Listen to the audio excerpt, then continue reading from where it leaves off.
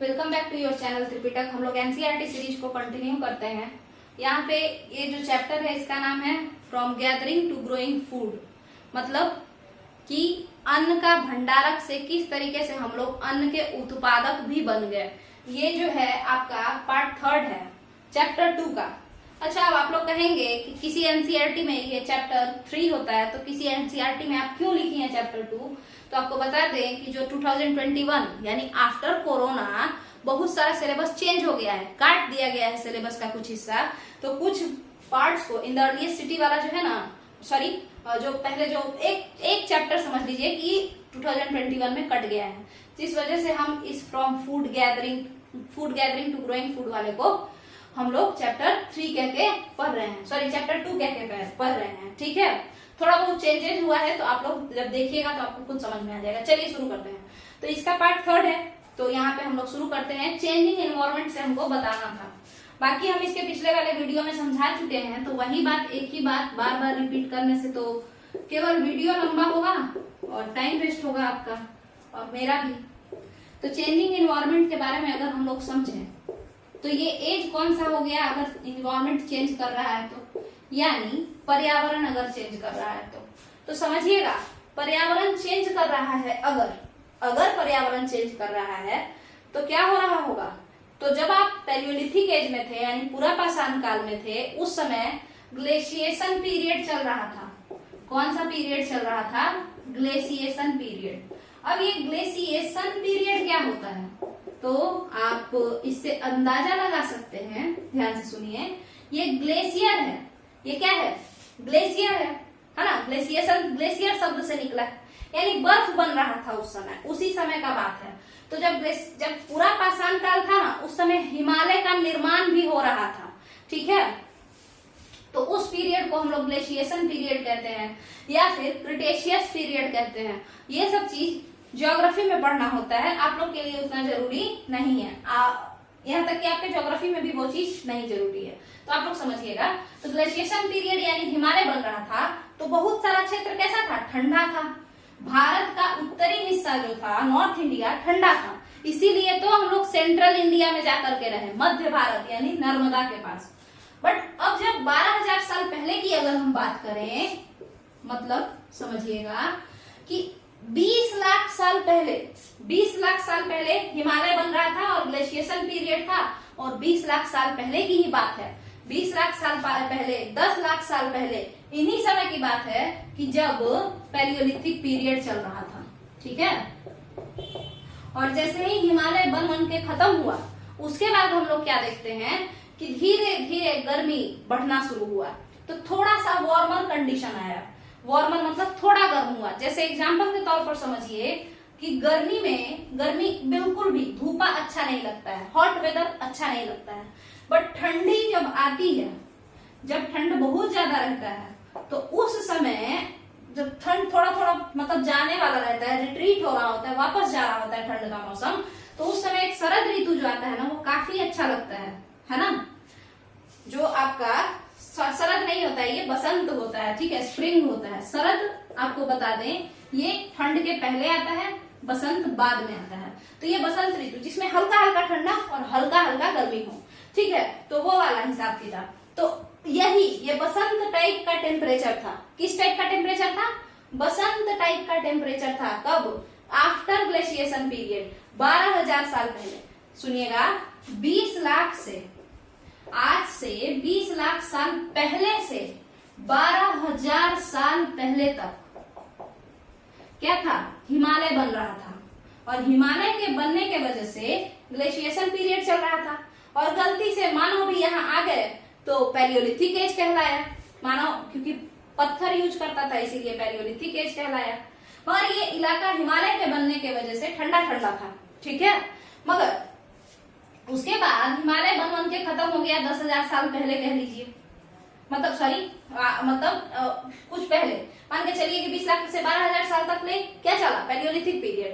तो इससे कुछ पहले मतलब 15,000 साल पहले ही, इस 12,000 साल पहले से कुछ साल पहले ही, कुछ दिन पहले ही हिमालय बन गया। उसके बाद 2-3 हजार साल तक पृथ्वी थोड़ी थोड़ी धीरे धीरे गर्म हुई। ठीक है, मतलब कुछ दिन तक ठंड रहा। ठंड क्यों रहा? क्योंकि हिमालय बन रहा था। हिमालय के बनने के बाद धीरे धीरे धीरे धीरे पृथ्वी ठंडी होने लगी और गर्म होने लगी, हल्की हल्की वार्मर होने लगी और पूरा अच्छा वार्मर मतलब बसंत वाला वार्मर, हल्का ठंडा हल्का गर्मी कब हो गई? तो आज से 12,000 साल पहले जब ये चीज हुआ तो टेम्परेचर क्या हुआ? राइज हुआ। ये नहीं कि एकदम सीधे ग्लोबल वार्मिंग हो गया, ऐसी बात नहीं है। अच्छा सुनहरा मौसम होने लगा, टेम्परेचर अच्छा हो गया, राइज हुआ थोड़ा, और जिससे कि मौसम थोड़ा कम ठंडा हुआ और सुनहरा हो गया। इसके वजह से क्या होगा? इन्वायरमेंट चेंज करेगा। इन्वायरमेंट कैसे चेंज करेगा? तो वो देख लीजिए। इन्वायरमेंट इस तरीके से चेंज करेगा पर्यावरण कि टेम्परेचर के बढ़ने के वजह से घास का मैदान जबरदस्त उगेगा। ठीक है, मतलब घास का मैदान जो ग्रासलैंड होता है, ग्रासलैंड बहुत ज्यादा बढ़ जाएगा। क्यों? क्योंकि हल्की हल्की बारिश होगी। हल्की हल्की बारिश की वजह से देखिए, बहुत ज्यादा अगर ठंड रहेगा ना तो घास का मैदान अगर होगा भी ना तो उस पर बर्फ पड़ेगा और वो सड़ जाएगा, सूख जाएगा। ठीक है, अगर बहुत ज्यादा गर्मी रहेगा तो सूख जाएगा। मगर वही अगर हल्का गर्मी हल्का ठंड दोनों रहेगा ना तो घास का मैदान एकदम लंबा लंबा इस तरीके से बढ़ना शुरू हो जाएगा घास। ठीक है, मतलब ऐसे ऐसे जो बढ़ता है ना, ऐसे ऐसे, तो वो हो जाएगा, खूब बड़ा होगा। तो ये घास का मैदान खूब बढ़ने लगा। ग्रासलैंड्स के बढ़ने के वजह से आप बताइए, ग्रासलैंड्स के बढ़ने के वजह से किसको फायदा होगा? जानवरों को। और कौन से जानवर? कैटल्स, या मेनली कह लीजिए वो जानवर जो लोग शाकाहारी थे। कैसे जानवर? शाकाहारी जानवर, उनको बड़ा फायदा होगा। शाकाहारी जानवरों को बहुत फायदा होगा। ठीक है, खूब खाने को मिलेगा, पेट भर के खाएंगे, है ना, पेट भर के खाएंगे। और घास का मैदान अगर अलग से डेवलप हो रहा है तो समझिए इन लोगों को जंगल में नहीं रहना पड़ेगा, क्योंकि बहुत बड़े बड़े घने जंगलों में कई तरीके के कार्निवोरस यानी मांसाहारी जीव रहते हैं, खतरनाक जीव रहते हैं। तो इससे अच्छा है कि ये लोग कहाँ रहेंगे? हल्के हल्के घास के मैदान में। क्यों? क्योंकि घास के मैदान में शेर नहीं आएगा, क्योंकि वो छोटा होता है, मतलब छिछला होता है, साफ साफ दिखाई देगा ना, इसी वजह से वो लोग घने जंगल में रहेगा। तो एक तो प्रोटेक्शन भी देगा ये घास का मैदान, किसको प्रोटेक्शन देगा आप खुद बताइए? तो ये देगा हार्बिवोरस को, यानी शाकाहारी लोगों को। और उसके अलावा खाना तो एकदम फ्री फोकट का मिलेगा, खूब भर पेट खाना मिलेगा बिना किसी झगड़ा के, है ना। तो इसीलिए सबसे ज्यादा जो फायदा हुआ वो शाकाहारी लोगों को हुआ। शाकाहारी लोग मतलब इंसान नहीं, घास नहीं खाएगा शाकाहारी इंसान। सबसे ज्यादा फायदा हुआ शाकाहारी जानवरों को।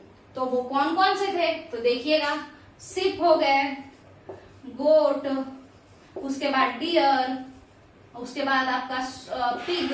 देखिए वाइल्ड पिग जो होता है वो और भी चीज खा सकता है, हालांकि पिग तो आपको पता है क्या खाता है, पोटी वगैरह खाता है, मगर यहाँ पे पिग भी होगा जो मतलब एक तरीके से समझ लीजिए। ठीक है, क्योंकि एनसीईआरटी में पिग का नाम दिया हुआ है। तो उस टाइप के लोगों का, मेनली सिप, गोट, डियर, ठीक है, इन लोगों का जो है शाकाहारी लोगों का वृद्धि बहुत ज्यादा हो जाएगा।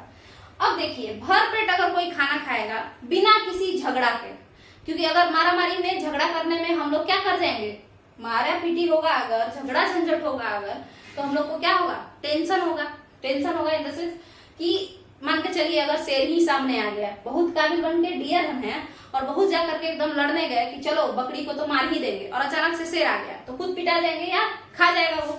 तो उसके वजह से क्या हो जाएगा? पॉपुलेशन कम हो जाएगा। ठीक है, उसके अलावा आपस में भी मारकाट करेंगे तो पॉपुलेशन कम हो जाएगा। भूखे मर जाएंगे शेर को देख करके, डर के मारे नहीं जाएंगे, पॉपुलेशन कम हो जाएगा। अब देखिए, पॉपुलेशन कम हो जाएगा, हमेशा खाने को ही नहीं मिलेगा तो ब्रीडिंग कभी नहीं होगा। पटिक सुनिए, ध्यान से सुनिएगा कि अगर बढ़िया इन्वायरमेंट नहीं मिलेगा, मतलब ब्रीडिंग वाला इन्वायरमेंट, है ना, जैसा इन लोगों को ब्रीड करने के लिए यानी कि जनन के लिए जैसा इन्वायरमेंट चाहिए, है ना, वो वाला इन्वायरमेंट नहीं मिलेगा तो भी क्या होगा? पॉपुलेशन कम हो जाएगा।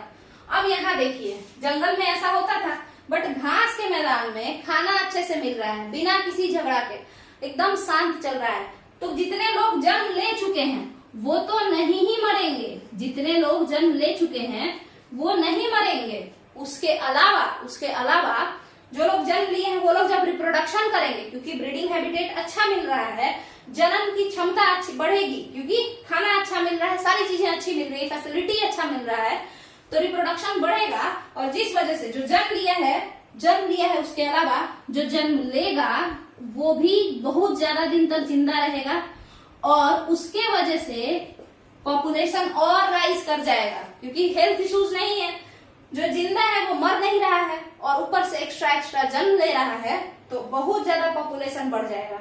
तो अब क्या हुआ कि पॉपुलेशन बढ़ गया। भाई किसका पॉपुलेशन बढ़ा? तो शाकाहारी जानवरों का पॉपुलेशन बढ़ गया। ठीक है, शाकाहारी जानवरों का पॉपुलेशन बढ़ गया। इसके अलावा warmer temperature, relatively warmer temperature, सीधे पूरा का पूरा गर्मी नहीं, रिलेटिवली वार्मर टेम्परेचर में आप लोग देखेंगे कि फूल, वनस्पति, वेजिटेशन, ये सब काफी अच्छा से डेवलप होता है।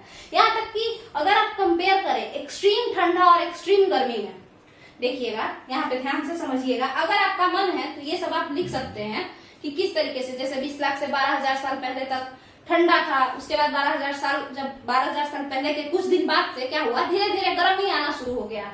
उसके बाद ये सारी चीजें हुई कि कैटल प्रोटेक्शन मिला उन लोगों को घास के मैदान बढ़ने से, और फिर जन्म लिया वो तो नहीं ही मरा, उसके अलावा जो आगे जन्म लेगा वो भी बच जाएगा और पॉपुलेशन बढ़ गया। तो यही है। अब इसको आप लोग लिख लीजिए या फिर स्क्रीनशॉट ले लीजिए, बाद में लिख लीजिएगा अगर लिखने लायक लगे तो। अब हम इसको मिटाते हैं।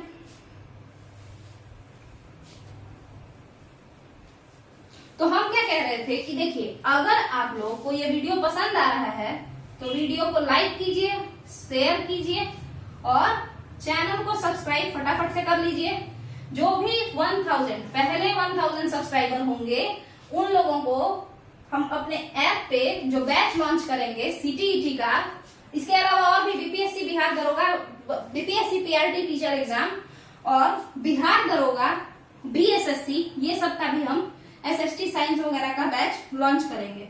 तो जो लोग इस चैनल को सब्सक्राइब करेंगे पहले 1000 सब्सक्राइबर, आफ्टर मोनेटाइजेशन उन लोगों को फ्री में हम अपना बैच डिलीवर करेंगे। तो ऐसा हम सोचे हैं। अगर आप लोग को पसंद आएगा कमेंट में बताइएगा, बैच हम लॉन्च करेंगे, क्योंकि काफी लोग देख रहे हैं, हालांकि सब्सक्राइब लोग नहीं कर रहे हैं उतना ज्यादा, ना ही कमेंट कर रहे हैं। तो देखिए अभी मोनेटाइज नहीं हुआ है, मेरा मेन मोटिवेशन आप लोग का कमेंट ही है। जैसा भी लगे वीडियो आप लोग कमेंट कीजिए, इसको ज्यादा से ज्यादा शेयर कीजिए, ज्यादातर लोगों के पास पहुंचाइए। क्यों? क्योंकि अगर आपको लगता है कि ये जो चैनल है ये ग्रोथ के लायक है ना, तो मोटिवेशन के लिए मेरे आप लोग इस चैनल को अपने अपने फेसबुक पेज पे या फिर फेसबुक ग्रुप में, व्हाट्सएप ग्रुप में, इन सारे जगहों पे शेयर कीजिए, चैनल को सब्सक्राइब कीजिए, आगे वीडियो देखिए। चलिए आइए। तो हमने कहा कि शाकाहारी जानवर बढ़ गए। अब एक बात समझिएगा, गर्मी की वजह से शाकाहारी जानवर तो बढ़ ही गए। कैसा गर्मी? बहुत ज्यादा गर्मी या नॉर्मल बसंत वाला गर्मी? तो यहाँ पे हम लिख देते हैं बसंत। ठीक है, तो ये वाला गर्मी, ठीक है। इसको इंग्लिश में बसंत को वर्नल कहते हैं, कुछ लोग इसको ऑटम भी बोल देता है। ठीक है, तो वर्नल या ऑटम, ऑटम वैसे शरद को कहते हैं और लोग वर्नल मतलब बसंत को ऑटम बोल देते हैं। ठीक है, चलिए छोड़िए इस बात को, यहाँ पे समझिए, मतलब हल्का हल्का गर्मी, हल्का हल्का ठंडा। अब बात करते हैं कि प्लांट्स कहाँ पे अच्छा उगेगा, कौन से इन्वायरमेंट में, कौन से टेम्परेचर में। तो यहाँ पे सबसे पहले लिखेंगे प्लांट। अब इस प्लांट को हम लोग उगाएंगे। तो देखिए सबसे अच्छा तो ये होगा, देखिए कि आप यही बसंत वाला गर्मी, वर्नल वाला गर्मी, मतलब ना ज्यादा गर्मी ना ज्यादा ठंडा, वहां पे सबसे ज्यादा मैदान, प्लांट वगैरह, फॉरेस्ट वगैरह उगेगा। ठीक है, सबसे अच्छा रहेगा यूजफुल फॉरेस्ट, घना जंगल, ऐसे ही झाड़ ये सब नहीं, यूजफुल फॉरेस्ट। जैसे प्रेयरी का जो आपका मैदान है, जहाँ पे ये प्रेयरी मैदान आप लोग सुने होंगे, प्रेयरी ग्रासलैंड, तो वो सब उन्हीं इलाकों पे उगेगा जहाँ पे टेम्परेट क्लाइमेट हो। टेम्परेट क्लाइमेट मतलब शीतोष्ण, शीत भी हो उष्ण भी हो, वैसे रीजन में ज्यादा उगेगा। नॉर्थ अमेरिका टेम्परेट रीजन में पड़ता है। चलिए आगे समझते हैं। आपको पता होगा नॉर्थ अमेरिका के नीचे वाला मतलब America mainly USA, north America एक कंटिनेंट है, उसमें एक यूएसए देश है, वो कहाँ है? टेम्परेट रीजन में, यानी शीतोष्ण कटिबंध में। वहीं पे प्रेयरी के घास का मैदान है। वैसे समझिए, तो प्लांट कैसे कैसे कंडीशन में उगेगा? तो भाई टेम्परेचर दो। तो चलिए 3 टेम्परेचर देते हैं। एक टेम्परेचर हम लोग देते हैं ठंडा, और ठंडा भी कैसा? बहुत ठंडा। ठीक है, और एक टेम्परेचर दे देते हैं गर्मी, ठीक है, हॉट कोल्ड। ठीक है, और एक दे देते हैं टेम्परेट यानी शीतोष्ण। ठीक है, शीतोष्ण दे देते हैं। सबसे ज्यादा जो उगेगा यही पे। अच्छा, यहाँ पे सड़ेगा गलेगा नहीं, गर्मी नहीं है जो सड़ गल जाएगा, ठीक है। तो यहाँ पे अच्छे से उगेगा, फ्लरिश करेगा। उसके अलावा ठंड में टुंड्रा रीजन में आप जाइए, बिल्कुल कुछ नहीं, साफ खत्म, वेजिटेशन पूरा नील बटे सन्नाटा। मगर गर्मी रीजन, सबसे ज्यादा गर्मी तो 0 डिग्री पे पड़ता है। 0 डिग्री यानी इक्वेटर यानी अफ्रीका, वहां पे तो पूरा का पूरा आपको पता होगा एवरग्रीन फॉरेस्ट बन करके तैयार है, यानी जंगल बना हुआ है, वो भी सदाबहार, ठीक है। तो यानी कि गर्मी में भी प्लांट उगते हैं, बट टेम्परेट वाले अच्छे होते हैं। अच्छे प्लांट मतलब जो ह्यूमन के लिए यूजफुल हो, जो कि ज्यादा अच्छे से, मतलब ह्यूमन के लिए ज्यादा यूजफुल हो और अच्छे दिखते हो। ये कैसा दिखेगा, बहुत ज्यादा प्लांट रहेगा ना तो वो जंगल डरावना दिखेगा, बट टेम्परेट रीजन वाला जो प्लांट होगा ना तो वो सुंदर सुंदर सा होगा, प्यारा प्यारा सा होगा, ठीक है। तो ये सारा चीज आपको देखने को मिलता है। तो अब हम लोग ये जान गए कि प्लांट भी क्या हो गया होगा, टेम्परेट कंडीशन आने के वजह से, शीतोष्ण मतलब ठंडा कम पड़ने के वजह से, ग्लेशिएशन पीरियड के खत्म होने के वजह से प्लांट भी बढ़ गया होगा, प्लांट का जो ग्रोथ है वो बढ़ गया होगा, ठीक है। तो अब क्या होगा, अब आएंगे हम लोग डोमेस्टिकेशन पे, ठीक है। प्लांट बढ़ा दिए, एनिमल बढ़ा दिए, अब हम लोग आएंगे डोमेस्टिकेशन पे। तो देखिएगा डोमेस्टिकेशन में जो हम लोग को देखना है उसको हम थोड़ा सा यहाँ पे लिख लेते हैं, ठीक है। तो देखिएगा क्या है कि डोमेस्टिकेशन होता क्या है, उसको हिंदी में कहते हैं बसने की प्रक्रिया। बसने की प्रक्रिया हिंदी में कहते हैं, और इंग्लिश में डोमेस्टिकेशन को डोमेस्टिकेशन ही कहते हैं, ठीक है। तो देखिएगा डोमेस्टिकेशन, अगर हम किसी को पालतू बना लें अपने फायदे के लिए, अगर हम किसी को पालतू बना लें तो वो डोमेस्टिकेशन कहलाता है, ठीक है। इफ वी टेम एनिमल, और क्या कहें, और प्लांट, अब प्लांट को तो टेम करते नहीं है, प्लांट को क्या करेंगे, शो करेंगे for our profit, then that process will be known as domestication. समझ में आ गया होगा, आगे समझते हैं। तो ये जो आपका डोमेस्टिकेशन या बसने की प्रक्रिया है तो उसको समझते हैं। देखिए एनिमल को हम लोग पालना शुरू किए, ठीक है। तो सबसे पहले इंसान कुत्ता को ही पाल लिया।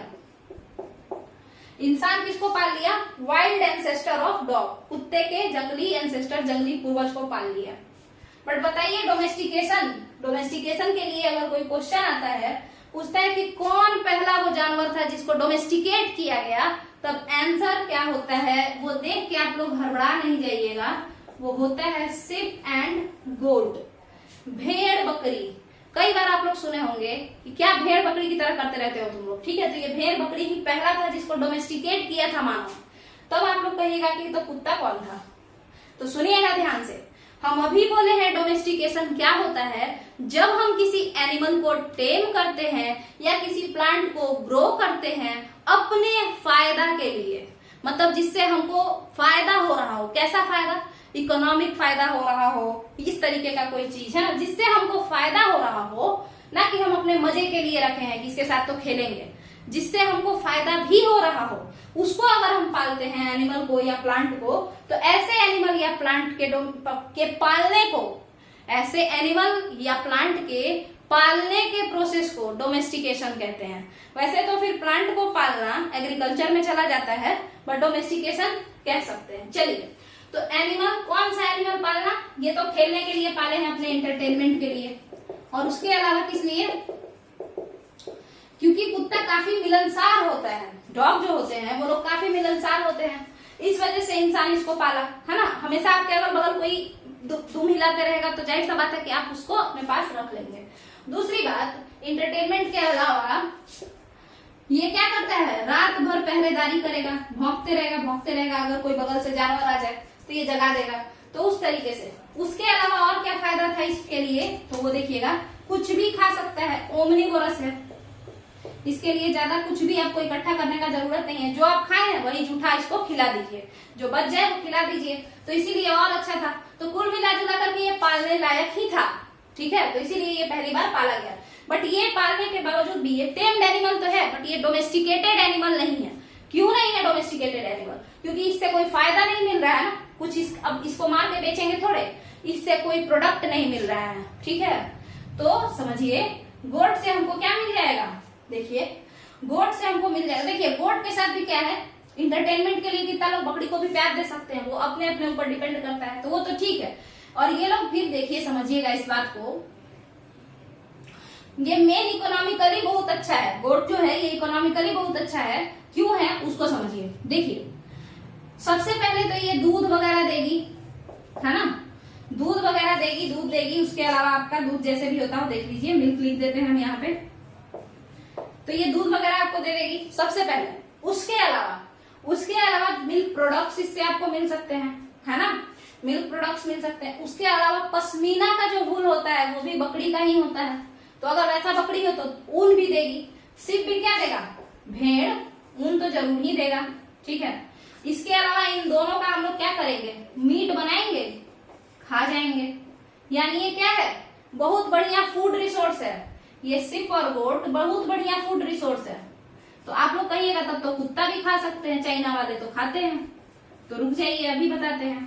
देखिए तो ये बहुत बढ़िया फूड रिसोर्स है। एक तो फ्री फोकट का ये लोग अपना प्रोडक्ट भी दे रहे हैं, दूध दे रहे हैं, दही दे रहे हैं, सब चीज दे रहे हैं। उसके अलावा जब मूड भर जाए इन लोगों से तो आप लोग फूड रिसोर्स के तौर पर इनका मीट बना करके खा सकते हैं। तो देखिएगा क्या है यहाँ पे, यूजेज ऑफ एनिमल आपको समझना है कि क्या क्या यूज कर सकते हैं एनिमल का। तो ये सब तो कर ही सकते हैं, इसके अलावा मीट बना के भी खा सकते हैं और दूध वगैरह भी खा सकते हैं। बट इसको समझिए क्या होता है, इसको समझिए कि कुत्ता को क्यों नहीं खा सकते हैं। तो अगर आप किसी एनिमल को खाना चाहें तो चूंकि कुत्ता क्या खाता है, जूठा ये सब खाता है, उसके अलावा हड्डी वगैरह खाता है ना, गंदी चीजों को ज्यादा खाता है ये लोग। तो ये लोग डिजीज इनको होने का मतलब डिजीज प्रोन होते हैं ये लोग। डिजीज प्रोन मतलब इनको खतरा ज्यादा होता है बीमारियों का, ठीक है। तो इसीलिए ऐसे चीज को कौन खाना चाहेगा कि जिससे ज्यादा ही मतलब ये हो जाए, क्या बोलते हैं, बीमारी, ठीक है। और ये लोग घास खाते हैं, तो घास खाने के वजह से इनको खाया जा सकता है, क्योंकि घास में उतना बीमारी होता ही नहीं है जो कि इसको बीमारी हो जाए और ये इंसान को कर दे। तो ठीक है, इन्हीं कारणों से हम लोग क्या किए, इनको एज अ मीट यूज करना शुरू किए, ठीक है। अब समझिएगा, ये तो हो गया आपका इतना बात। इसके बाद हम लोग समझेंगे कि आखिर कैसे चूज करें, किस एनिमल को चूज करें हम लोग डोमेस्टिकेशन के लिए, कैसे चूज करता था आदि मानव। तो देखिएगा, चूज करने की बात अगर हम आपसे बताते हैं तो चूज ये लोग करते थे ये देख करके कि कौन लेस वाइल्ड है। लेस वाइल्ड क्या होता है, कौन ज्यादा जंगलीपना नहीं दिखा रहा है ना। जैसे कि इंसान को देखा नहीं कि उसके ऊपर कूद गया कि अभी काट के फाड़ के खा जाएंगे, तो वैसा हरकत जो नहीं करेगा उसको हम लोग अपने पास रख लेंगे। तो लेस वाइल्ड जो होगा उसको हम लोग डोमेस्टिकेट करेंगे। किससे प्रॉफिट ज्यादा है, कौन ज्यादा सामान दे देगा, उसको हम लोग डोमेस्टिकेट कर लेंगे। डोमेस्टिकेट उसी को करेंगे जिससे ज्यादा प्रॉफिट होगा, जो कम खतरनाक होगा, लेस डेंजरस होगा, ठीक है। उसके अलावा जो इजी टू कैरी होगा, ठीक है, इजी टू कैरी होगा, जो किसी भी सीजन में ब्रीड कर लेगा, किसी भी सीजन छोड़िए, क्लाइमेट लिखिए, कैसे भी जलवायु में आसानी से ब्रीड कर लेगा। ब्रीड करना माने प्रजनन आसानी से किसी भी जलवायु में। ठंडा में भी बकरी रखिए, चाहे आप चल जाइए कश्मीर, वहां पे पश्मीना वाली बकरी रखी जाती है, पश्मीना बकरी, तो वो लोग भी कश्मीर में वो लोग ब्रीडिंग कर लेता है, प्रजनन कर लेता है, सर्वाइव कर लेता है। गर्मी में हम लोग की जो बकरी होती है यहाँ पे पाटलिपुत्र, पटना ये सब में, तो वो लोग भी सर्वाइव कर रहे हैं लोग, क्योंकि उसको गर्मी भी एक्सेप्ट करता है वो लोग, ठीक है। तो किसी भी क्लाइमेट को अगर कोई एक्सेप्ट कर ले, मतलब किसी भी क्लाइमेट को अगर अडेप्ट कर ले, है ना, तो उसको हम लोग, वैसे टाइप के जानवर को हम लोग रखेंगे अपने पास। तो इजी टू कैरी मतलब साथ ले जाना आसान हो, है ना। सीजन हटा दीजिए, उसके अलावा क्लाइमेट पे भी डिपेंड करता है, ठीक है। इसके अलावा वैसा जानवर जिसमें बात पे डिजीज ना हो, डिजीज बिल्कुल ना हो, बहुत ही कम चांस हो इनका डिजीज होने का, क्योंकि इतना मेहनत से हम इन्हें पालेंगे, उसके बाद ये खुद ही मर जाएंगे तो ठीक बात है नहीं। अंत में हम लोग मार के भले मीट खाएंगे मगर खुद से नहीं मरने देंगे हम, ठीक है, क्योंकि पैसा लगाए हैं, ठीक है। तो सोचिए कि इंसान उस समय भी कितना ज्यादा पैसा वाला, मतलब कितना मनी माइंडेड हुआ करता था। इस तरीके से देखिए, समझिएगा आगे। डिजीज बिल्कुल नहीं होना चाहिए, ऐसे को चूज करेंगे, ऐसे एनिमल को चूज करेंगे। तो ये एनिमल का हम आपको बता दिए कि यूज क्या होता है, हम बता दिए कि चूज कैसे करेंगे। तो डोमेस्टिकेशन अब मेरे हिसाब से आप लोग कर लेंगे, ठीक है। देख लीजिए, यूज करेंगे दूध वगैरह के लिए, मीट के लिए, उसके अलावा ऊन के लिए, कपड़ा भी हो गया, है ना। उसके अलावा प्रोटेक्शन के लिए भी इसका यूज कर सकते हैं कि इसको प्रोटेक्ट करने के लिए बार बार करना शुरू कर देगा तो हम लोग समझ जाएंगे। उसके अलावा यहाँ पे इन सारे चीज, इतना कंडीशन होना चाहिए, इतना एलिजिबिलिटी क्राइटेरिया होना चाहिए, तब हम इस एनिमल को अपने घर लेकर के आएंगे। ठीक है, तो चूज कैसे करेंगे वो बता दिए। अब समझिएगा कि ये सारी चीजें तो हैं, एक बड़ा ही खास बात है जो बहुत इंपॉर्टेंट है, ध्यान से सुनिएगा। ये एनिमल लाइव फूड रिसोर्स है, मतलब लिविंग फूड रिसोर्स कहिए। ये चलते फिरते भोजन है, इनको ना तो संग्रह करने की जरूरत है, संग्रह करना मतलब स्टॉक करने की, कि अरे बर्तन लाओ उसमें रखना पड़ेगा या इस तरीके का, नहीं। ये अपने आप को खुद ही बचा सकते हैं। ऐसा नहीं है कि मतलब एकदम आपको एक थैली में छुपा के इनको रखना पड़ेगा, नहीं। समझ में आया? तो ये चलते फिरते सबसे अच्छे खाद्य भंडारक हैं, फूड स्टॉक हैं। चलते फिरते मतलब लिविंग है ये, और सबसे बेहतरीन फूड स्टॉक है, एकदम फ्रेश रहते हैं हमेशा। मान के चलिए कोई इंसान अपना पोटली लेके जा रहा है तो उसको तो भार पड़ेगा, खाना का पोटली लेकर के साथ में 10-10 बोरा जा रहा है तो उसको भार पड़ेगा।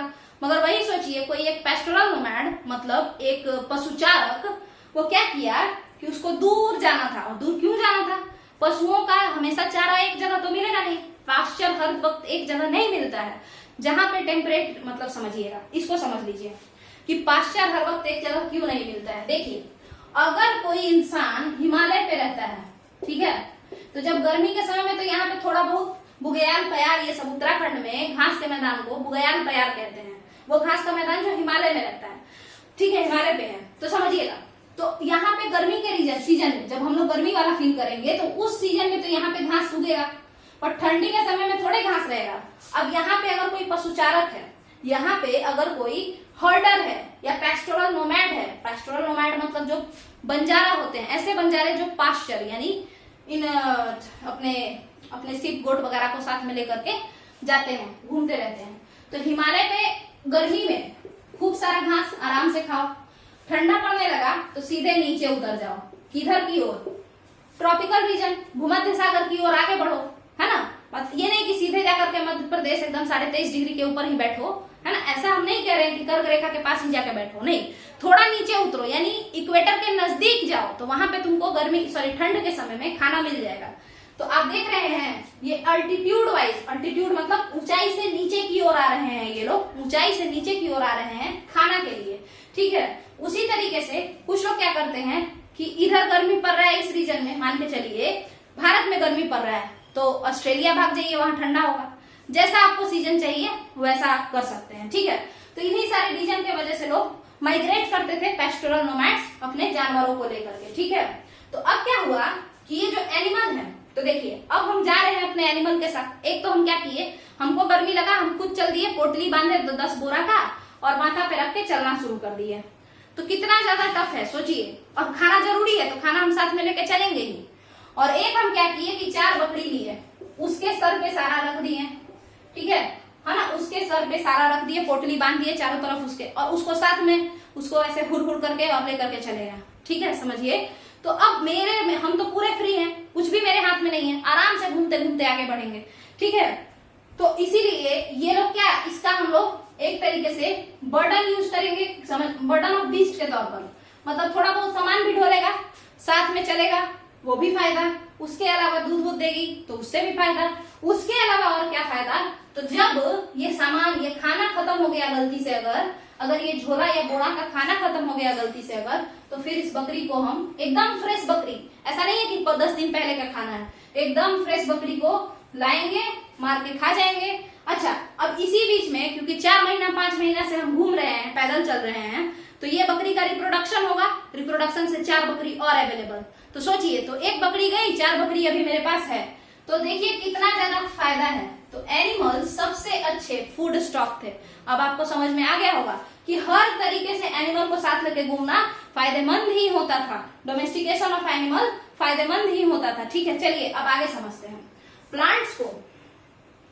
प्लांट्स से आपको क्या क्या मिलेगा, तो ग्रेन्स मिलेंगे, ठीक है। प्लांट से आपको क्या क्या मिलेगा, ग्रेन्स मिलेंगे। ग्रेन्स को समझते हैं। प्लांट में भी आपको यही सब देखना पड़ेगा कि कैसे चूज करें कि कौन से प्लांट का खाना है या कौन से प्लांट को उगाना है।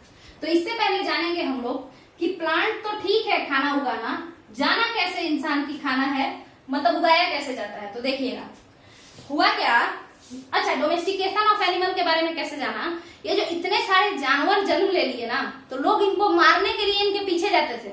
उसी बीच में कभी जन्म होता हुआ देख लिए, कभी खाते हुए देख लिए, कभी इनका नेचर देख लिए कि ये डर जाते हैं अचानक से। तो इस वजह से लोग समझ गए कि ये लोग पालने लायक हैं, ये लोग साथ में रखने लायक हैं। उसी तरीके से प्लांट्स डोमेस्टिकेट करने लायक है या नहीं, वो कैसे जाना इंसान, उसको समझिए।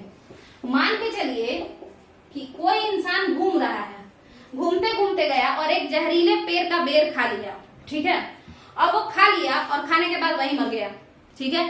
तो बाकी जो आदि मानव होंगे वो वहां से भाग जाएंगे और उसके बाद उस पेड़ को एकदम दिमाग में बैठा लेंगे, इस वाला पेड़ का जो ये है, जो प्रोडक्ट है, वो बिल्कुल खाने लायक नहीं है और हम लोग बिल्कुल नहीं खाएंगे, ठीक है। ऐसे कर करके धीरे धीरे वो लोग इन्वेंट कर करके, बार बार खोज करके, डिस्कवर करके, इन्वेंट तो उस चीज का करते हैं जो नहीं हो, पेड़ तो हमेशा से थे, डिस्कवरी करते हैं जो हो मगर पता नहीं हो, ठीक है। तो भाई, तो पेड़ तो हमेशा से थे, बस हम लोग को पता नहीं था कौन अच्छा वाला है कौन बुरा वाला है। तो डिस्कवर कर करके हम लोग धीरे धीरे जान गए कि ये वाला पेड़ खाने लायक है, ये वाला पेड़ खाने लायक नहीं है, ठीक है। तो आगे समझते हैं। तो उसके बाद हम लोग पेड़ों के नेचर के बारे में जान गए, ठीक है। उसके बाद क्या हुआ कि सबसे पहले हम लोग क्या किए कि मुट्ठी भर उठा के खाएं, कुछ अपने हाथ में मुट्ठी में लेकर के चल दिए, क्योंकि उस समय स्टोर तो करते नहीं थे, स्टोर करने का भी होता था तो बस मुट्ठी में। उसके बाद खाते खाते कुछ जमीन पे गिर गया, फिर वो अपने आप उग गया, ठीक है। फिर कुछ खाते खाते जमीन पे गिरा, फिर वो अपने आप उग गया और उसके बाद हम उसको तोड़ तोड़ के खा लिए। धीरे धीरे इंसान ये समझ गया कि ये जो मेरे हाथ से गिरता है, ये जो मेरे हाथ से सीड्स गिरता है, वो अनाज जो गिरता है, बीज जो गिरता है, वही अपने से उग जाता है, ठीक है। तो बाद में इंसान क्या करने लगा, उसको छींटने लगा ऐसे ऐसे करके, मतलब इतना स्टोर कर लेता था। वो जो सीड होता था ना अनाज का, जैसे गेहूं है ना, तो वो सीड भी तो हुआ, वो अनाज भी हुआ। गेहूं को अगर पिसवा लें तो वो आटा हो जाएगा, आप खा सकते हैं क्रॉप, मगर उसके अलावा वो सीड यानी बीज भी तो हुआ। अब यही गेहूं हम छींट दिए ऐसे ऐसे करके, स्प्रिंकल कर दिए, उसके बाद वो अपने ही उग गया, ठीक है। तो इसमें से कई सारा बर्बाद भी हो जाता था, कुछ उग भी जाता था। उसके बाद फिर हम वो सारा गेहूं लेके आए। अब समझ में आया होगा आपको कि प्लांट्स को किस तरीके से डोमेस्टिकेट किया गया, इसका फार्मिंग कैसे स्टार्ट हुआ। बट ये जो फार्मिंग था, ये प्रिमिटिव फार्मिंग था। ये कैसा फार्मिंग था, प्रिमिटिव, मतलब पूरा अच्छा फार्मिंग नहीं था, कोई होशियारी वाला फार्मिंग नहीं था। ये नया नया बच्चा वाला फार्मिंग था, नया बच्चा था, सब नया नया कृषक बना था ना। तो ये चीज है, फेंक फेंक करके चारों तरफ गेहूं में से फेंक दिए फेंक दिए फेंक दिए। अब इसमें से एक दो ऐसे उग गया और दो चार बर्बाद हो गया, खत्म। तो ये हो गया आपका। फिर इसको नोच करके ले गए, घर में रखें। अब देखिए किस टाइप के प्लांट को आप चूज करेंगे, किस टाइप के प्लांट को आप चूज करेंगे डोमेस्टिकेशन के लिए। तो वैसे प्लांट जो लेस वाइल्ड हो, लेस वाइल्ड मतलब जो जहरीले ना हो, है ना, कांटेदार ना हो कि इंसान छुए नहीं कि उसका कट जाए, या जो उससे खुजली ना होने लगे छूने से, तो लेस वाइल्ड हो। मोर प्रॉफिटेबल हो, प्रॉफिट ज्यादा देते हो, मतलब जिनका अनाज ज्यादा अमाउंट में होता है ना, किसी किसी प्लांट में ज्यादा ज्यादा अनाज लगता है, किसी किसी प्लांट में कम अनाज लगता है, तो ज्यादा ज्यादा अनाज लगता हो। फिर यहाँ पे इजी टू कैरी हटा करके आप लोग कहिए, यहाँ पे ये कहिए कि जो जल्दी उग जाते हो, मतलब फास्ट, राइट, जो जल्दी उग जाते हैं। जैसे अगर आप बात करते हैं कि जो पहला प्लांट उगाया गया वो जौ और गेहूं था, यानी वीट एंड बार्ली, बार्ली जौ को कहते हैं। तो वो जो बार्ली था, आपको बता दें, वो बड़ी आसानी से उग जाता है, ना उसमें इरिगेशन करने का जरूरत है, ना पानी देने का, ना कुछ, वो खुद ही खुद उग जाएगा, मोटा अनाज जो होता है। फिर वीट के बारे में भी देखिए, तो चावल में बहुत ज्यादा पानी लगता है मगर वीट में उतना नहीं लगता है, ठीक है। तो जो जल्दी जल्दी उग जाए बिना किसी मेहनत के, बार बार जल्दी जल्दी एक सीजन में उगता रहे, तो वैसा अनाज हम लोग चुनते थे। इसके अलावा क्लाइमेट भी डिपेंड करता है और डिजीज उनको नहीं होना चाहिए। ऐसे प्लांट जो बार बार पे उनमें कोई डिजीज ना हो जाए, एकदम खराब ना हो जाए बार बार, क्योंकि काफी मेहनत लगता है और उसके बाद वो सड़ जाए तो कितना बुरा लगेगा। तो इसलिए डिजीज नहीं होना चाहिए प्लांट्स में भी, और प्लांट मजबूत होने चाहिए। प्लांट जब हम लोग लगाएं तो ऐसा हो कि हम काटने जाएं और वो एक बार हम अपना हाथ से ऐसे लगाए नहीं कि वो टूट टाट के गिर जाए। तो प्लांट्स के जो डंठल होने चाहिए, डंठल मतलब ये जो, जैसे यहाँ पे अगर गेहूं है, एक सेकेंड रुकिए, यहाँ पे अगर गेहूं है ना, तो इसका जो ये ये हुआ, इसको डंठल कहते हैं, ठीक है, ये वाला। तो ये मजबूत होना चाहिए, और मजबूत के साथ साथ मतलब कैसे मजबूत, फ्लेक्सिबल होना चाहिए। जैसे अगर हवा आए तो ऐसे किए, फिर वापस से ऐसे उठ गए, ठीक है, ऐसा होना चाहिए। ये नहीं कि हवा आए तो सीधे उखड़ के फेंका गए और ऐसे के ऐसे ही खड़े थे, ठीक है। फ्लेक्सिबल होना चाहिए, ऐसे ऐसे हिलते डुलते रहना चाहिए हवा से, मगर टूटना नहीं चाहिए। और साथ के साथ कैसे होना चाहिए, मजबूत डंठल। मजबूत मतलब सिर्फ कड़ा होना नहीं कि एकदम स्ट्रिक्ट हो गया, एकदम नहीं, इतना मजबूत कि कोई उखाड़ ना सके, उसके लिए भले फ्लेक्सिबिलिटी का ये करें हम। तो चलिए, ये हो गया, ऐसा ऐसा हम लोग चूज करते थे। तो how to choose plant for domestication वो हो गया।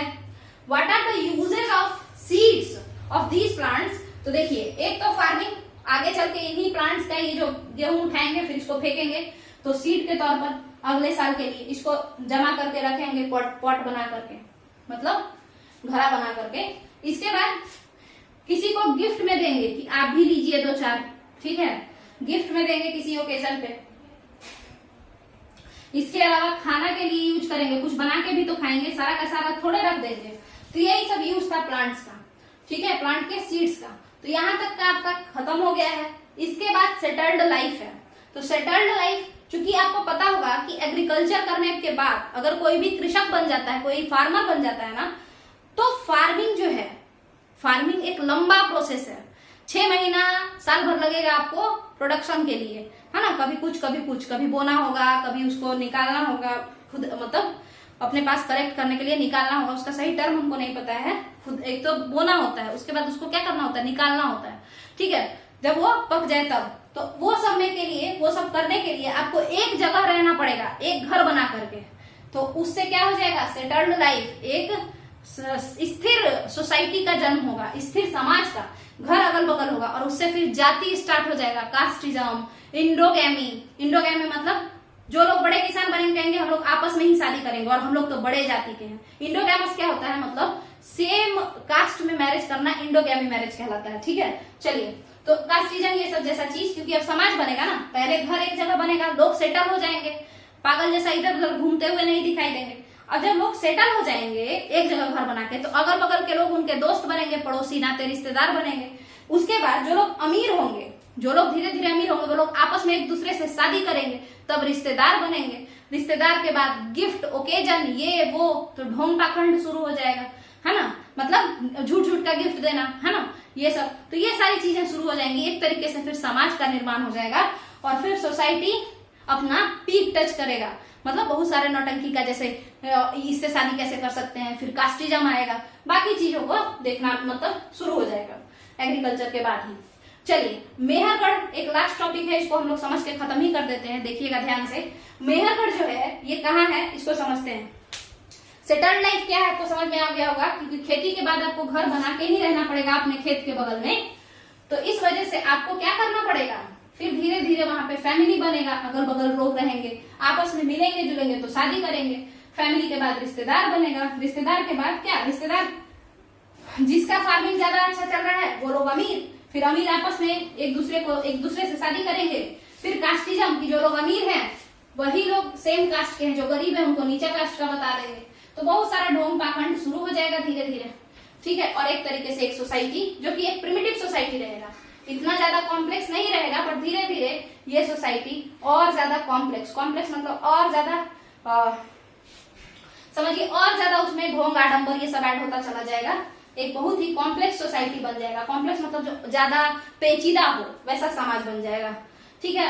अब बचा है मेहरगढ़। मेहरगढ़ को समझ लेते हैं। देखिए, मेहरगढ़ कुछ नहीं है, मेहरगढ़ बस एक साइट है। समझ में आया होगा आपको। मेहरगढ़ एक ऐसा जगह है, आज से 8000 साल पहले मेहरगढ़ नाम का एक जगह हुआ करता था पाकिस्तान में, पाकिस्तान के बोलन पास के पास, नीचे में बलूचिस्तान। पाकिस्तान का ये रीजन अगर है तो यहाँ पे आपको कराची देखने को मिलेगा, और यहाँ पे आपको बोलन पास बलूचिस्तान देखने को मिलेगा। समझिएगा, क्योंकि वीडियो लंबा हो रहा है तो थोड़ा जल्दी समझते हैं। देखिए, यहाँ पे बलूचिस्तान देखने को मिलेगा, और यहीं पे एक पास है बोलन पास, इसको हटा दीजिए। बोलन पास मतलब बोलन दर्रा। यहाँ से आप सीधे घुसिएगा, पार करके ईरान पहुंच जाइएगा, ठीक है। और ऊपर में यहाँ पे खैबर पख्तूनख्वा के पास एक पास पड़ता है, खैबर पख्तूनख्वा पेशावर में एक जगह है, तो उसके पास एक पास पड़ता है, दर्रा पड़ता है। खैबर पास, और वहां से आप ऐसे निकलिएगा और चल जाइएगा कहाँ, अफगानिस्तान चल जाइएगा।